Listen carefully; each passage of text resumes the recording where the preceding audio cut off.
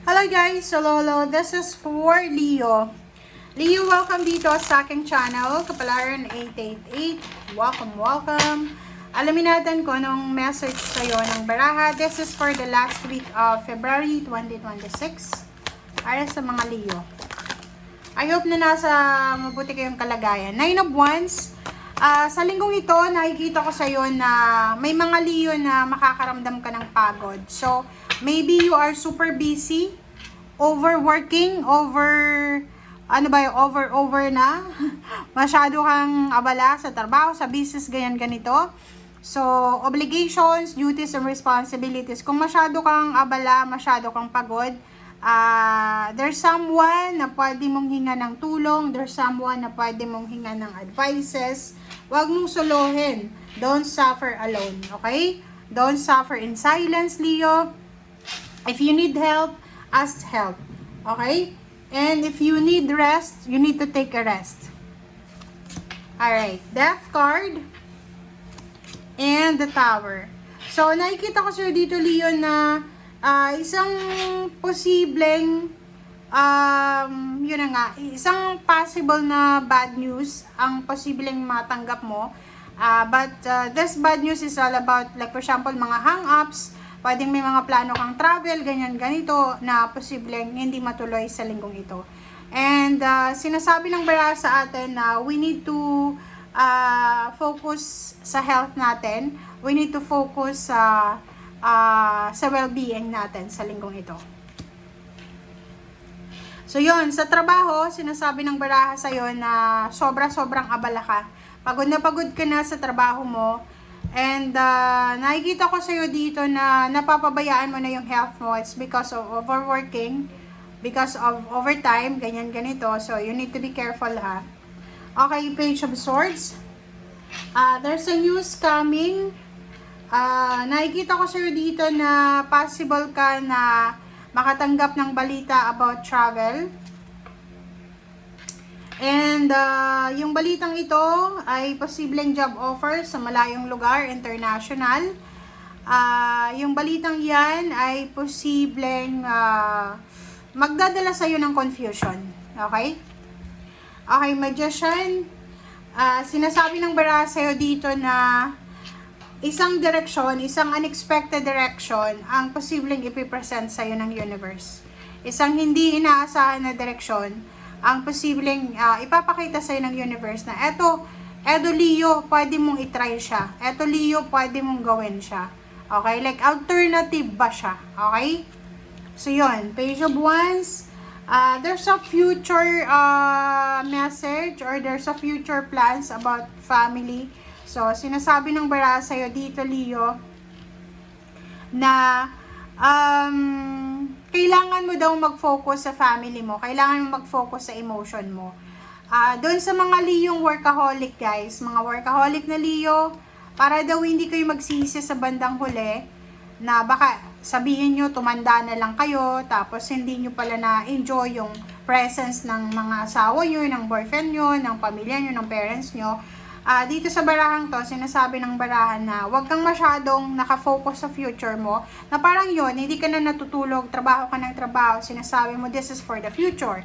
Pero may mga family occasion, celebration ka na namimiss, na hindi ka nakakasali because of busy ka sa work.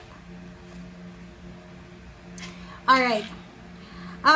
Sinasabi ng baraha sa'yo dito na yun, isang direction ang posibleng makikita mo na possible mo palang tahakin.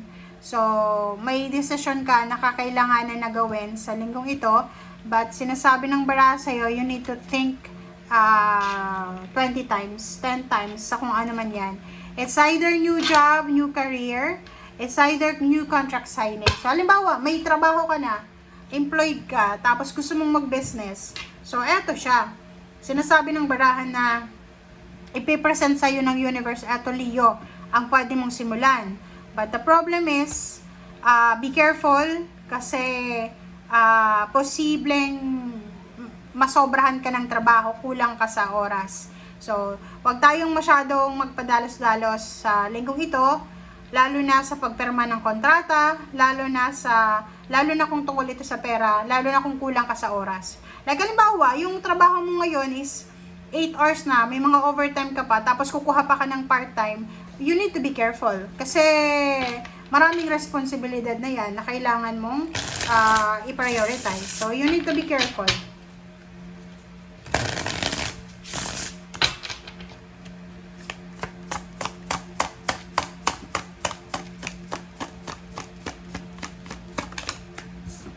Okay.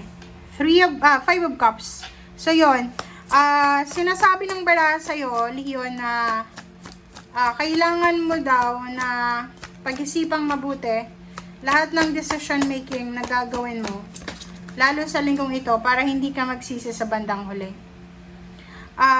Sinasabi ng bara sa atin na possible tayo na maharap sa anumang temptation.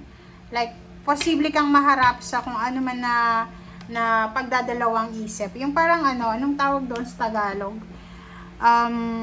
Balisa.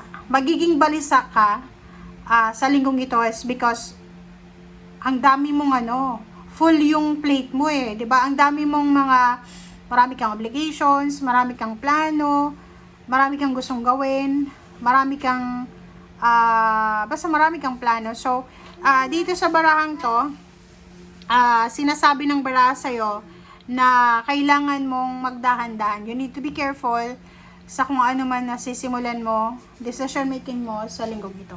Okay? And yun, if ever lang na hindi mo kaya, like kulang ka sa oras, wag mong aakuin yung lahat ng obligations and duties and responsibilities. Okay? And if ever lang na napapagod ka, emotional or financial, siguro naman may kapamilya ka or there's someone na willing kang tulungan. So, sinasabi ng baraha dito na if you need help, you need to ask help. Kasi walang tutulong sa'yo kung hindi ka hihingi ng tulong. Okay, 8 of Coins, so, trabaho. So, sinasabi ng baraha sa'yo na masyado kang nakafocus sa trabaho. And, sinasabi ng baraha sa'yo dito na yung trabaho na yan na ginagawa mo, pwede kang palitan sa company pag nagkasakit ka. So, you need to focus sa health mo, sa well-being mo. And yun, go back sa kung sino or kung saan ka nagkakaroon ng parang ang tawag dito, peace and harmony, di ba? Tayo bilang isang tao, may kanya-kanya tayong anong tawag doon? May kanya-kanya tayong tao na once na nilapitan natin, nagiging kalmado tayo. So, sinasabi ng baraha sa'yo na kailangan mo daw na i-prioritize yung health mo and emotion sa linggong ito. Yung pera, kikitain mo siya. Pero yung oras, yung panahon, yung health, ay mahirap ibalik na. Okay? Thank you guys. Bye!